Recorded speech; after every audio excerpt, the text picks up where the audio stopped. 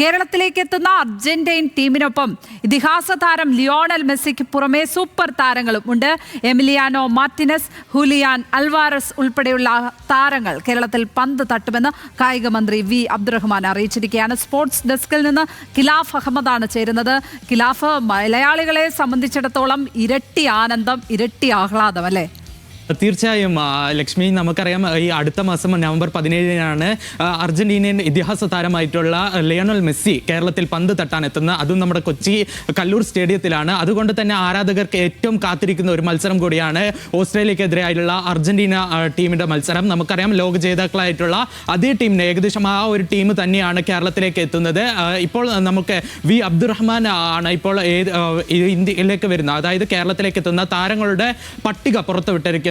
Lionel മെസ്സിക്ക് ഒപ്പം Emiliano Martinez, ഒപ്പം ഹ്യൂലിയൻ ആൽവറസ്, റോഡ്രിഗോ ഡിബോള, അതേപോലെ തന്നെ മാക് അലിസ്റ്റർ, ലൗട്ടാറോ മാർട്ടിനസ് ഉൾപ്പെടെയുള്ള സൂപ്പർ താരങ്ങളാണ് എത്തുന്നത്.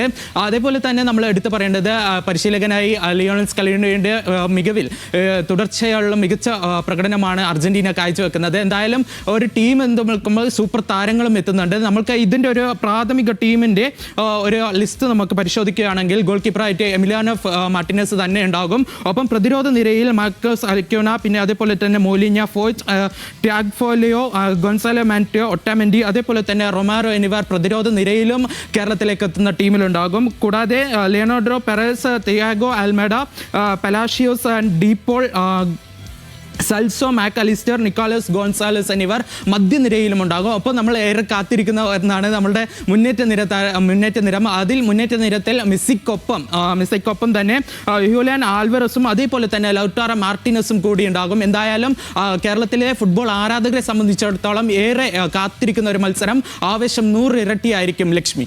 തീർച്ചയായും സൂപ്പർ താരങ്ങളുടെ ഒരു പട തന്നെയാണ് കേരളത്തിലേക്ക് എത്തുന്നത്. ഖിലാഫ് അഹമ്മദാണ് സ്പോർട്സ് ഡെസ്കിൽ നിന്ന് വിവരങ്ങൾ പങ്കുവച്ചത്.